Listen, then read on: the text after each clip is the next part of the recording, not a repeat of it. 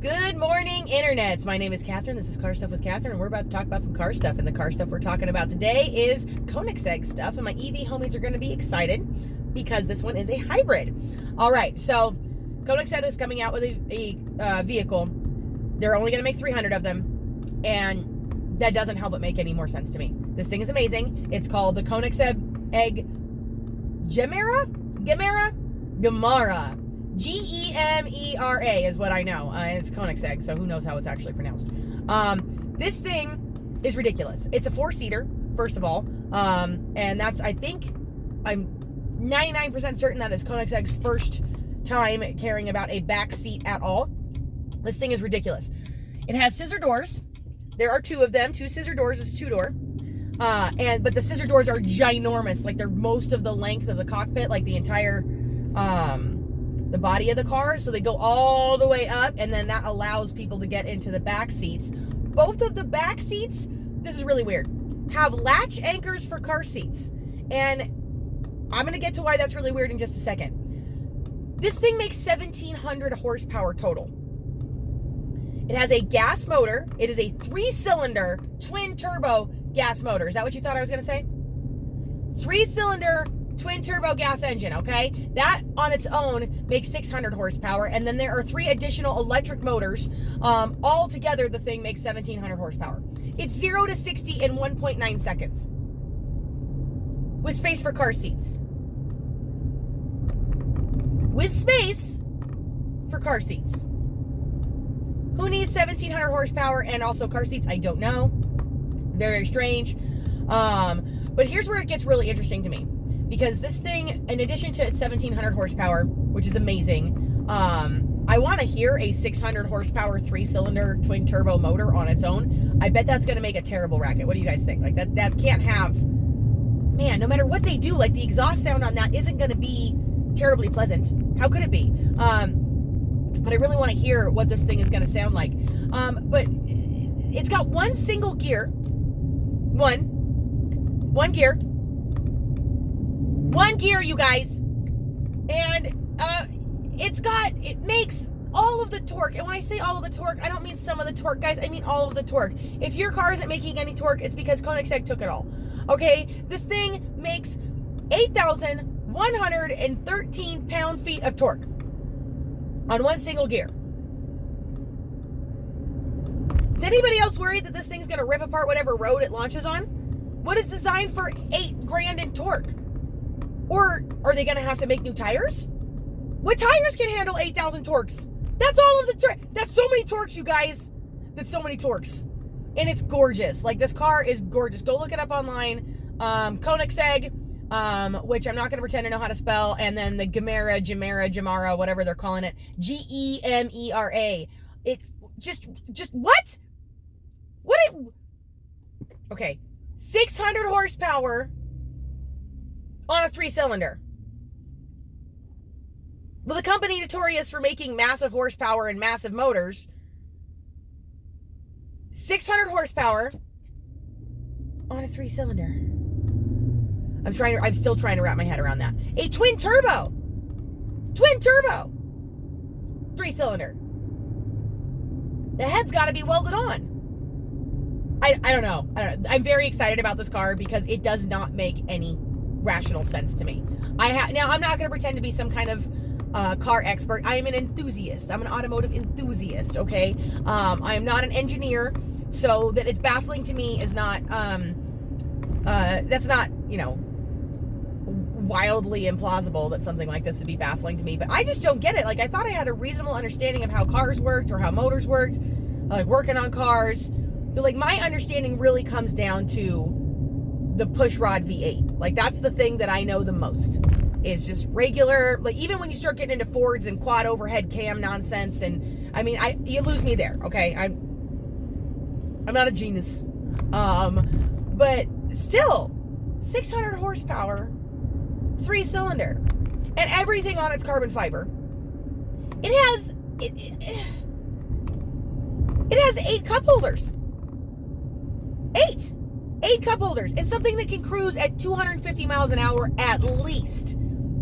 4 of the cup holders can keep your drinks hot. The other 4 can keep your drinks cold. What?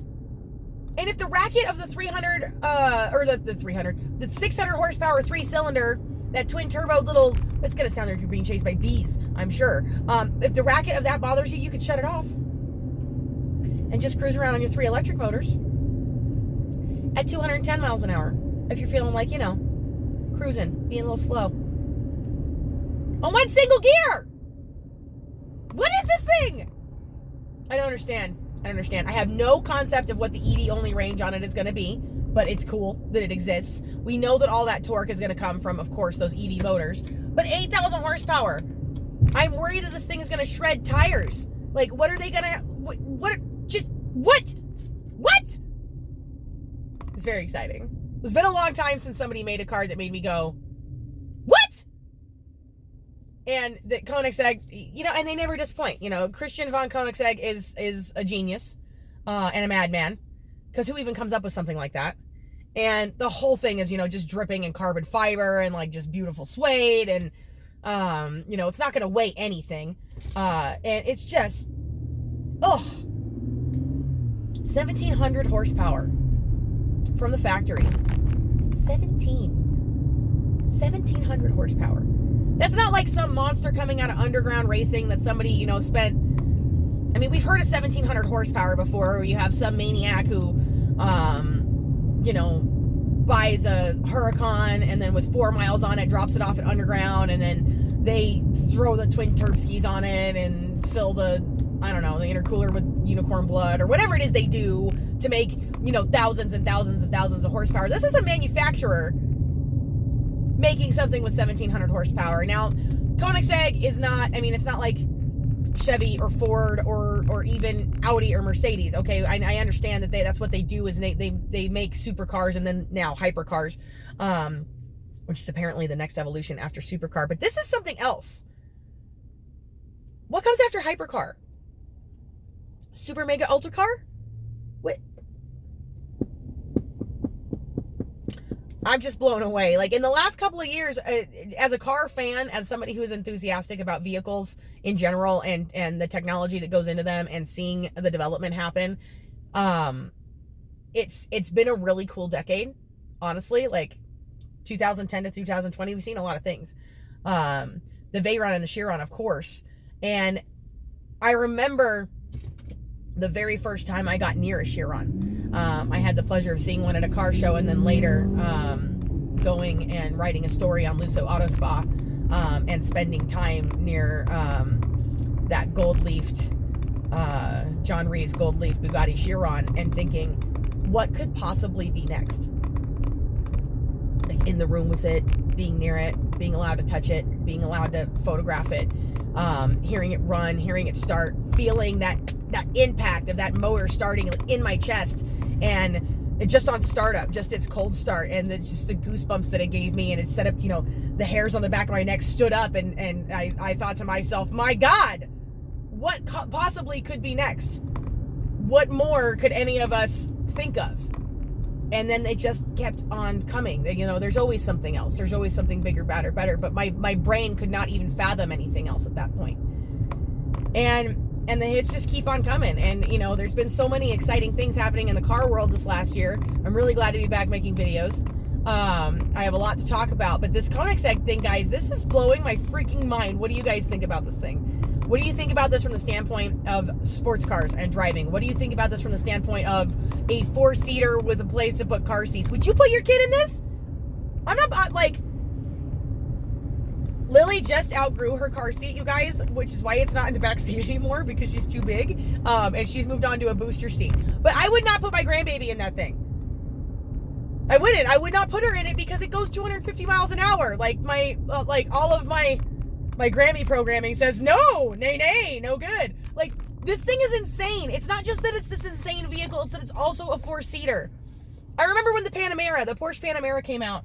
Porsche Panamera came out, and it was a 4-seater, and it made like all of a bazillion horsepower, and it was like designed to be a grocery getter and a family car, but also you could drive the piss out of it at the racetrack. And I'm thinking, like, that's just lunacy. And then they came out with a hybrid version of that, which made twice as much horsepower and torques. And then, And there goes one through the intersection right now. They're everywhere here, guys. By the way, those Porsche Panameras are, I mean, they're all over Vegas. Like some towns have Camrys. It's ridiculous. And they're awesome. You know, why not?